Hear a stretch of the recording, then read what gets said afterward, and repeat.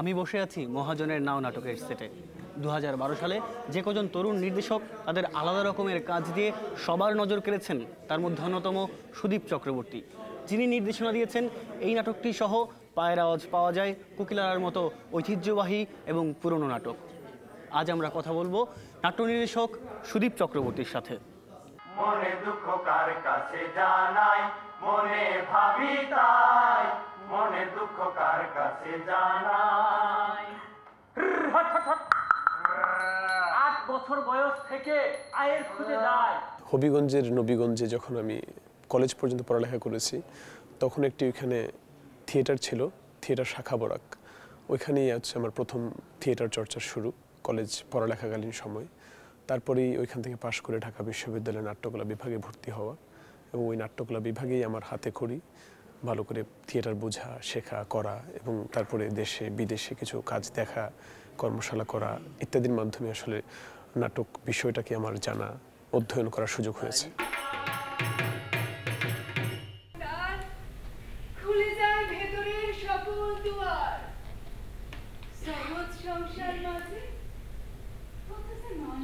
নিজের ইচ্ছাতেই নাট্যকলা বিভাগে ভর্তি হয়েছিলেন? পরিবারের কোনো বাধা ছিল না? না, একদমই না। কারণ পরিবারের ক্ষেত্রে এতটাই, আমার মা এতটাই প্রগতিশীল যে মাই আসলে গান করেন, তো মায়ের উৎসাহী আসলে থিয়েটারে পড়ালেখা করতে আসা।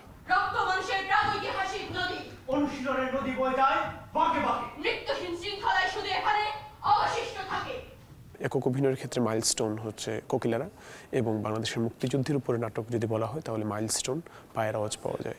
এই দুটি নাটক আমাদেরকে বাংলাদেশের নাটকের চর্চাকে উদ্বুদ্ধ করেছে, উৎসাহিত করেছে। তো দুটি নাটকই আসলে দলীয় সিদ্ধান্তের কারণেই আবার নবরূপায়ণের ধারণা তৈরি হয়, এবং তারপরে আমি এখানে যুক্ত হই, কারণ আমাকে তারা প্রস্তাব দেন এবং আমি সানন্দে সেখানে রাজি হই।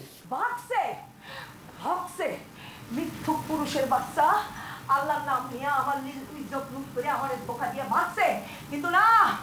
আমার বয়স এখন যদি হয় 30-31, তাহলে ওনাদের থিয়েটার করার বয়সই হচ্ছে প্রায় 40-এর উপরে। সেইখানে আমি ওনাদের সাথে কাজ করেছি, সেটা আসলে অত্যন্ত আমার জন্য গর্বের, আনন্দের এবং অভিজ্ঞতা অর্জনের বিষয়। সন্তান না দেখে যদি কি আছে দেখা, এই একই কথা আরো একবার। নাটকে পড়ালেখার পরেই বিভিন্ন মাধ্যমে অভিনয় করতে পারবে, ডিরেকশন দিতে পারবে, টেলিভিশন হোক, চলচ্চিত্রে হোক। যদি সেই প্রফেশনাল কোয়ালিটি আমরা বিভিন্ন চ্যানেল থেকে এনশিওর করতে পারি, বিভিন্ন মাধ্যম থেকে এনশিওর করতে পারি, তাহলে যারা নাট্যকলায় পড়ছে তারা বাংলাদেশকে ভালো শিল্প উপস্থাপন করতে পারবে। এবং একই সাথে আমার আরেকটি উদ্দেশ্য, আমার আরেকটি চাওয়া, প্রত্যাশা বাংলাদেশ সরকারের কাছে, বাংলাদেশের জাতীয় নাট্যদল গঠন হোক। বস্ত্রহীন শরীরে ওই ঘরে কেটেছে কতদিন স্মরণে আসে না, শুধু বুঝি আমার 14 বছরের সাদা ধবধবে জমিন ধীরে ধীরে লাল হয়ে গেছে। জাদুকরের রক্ত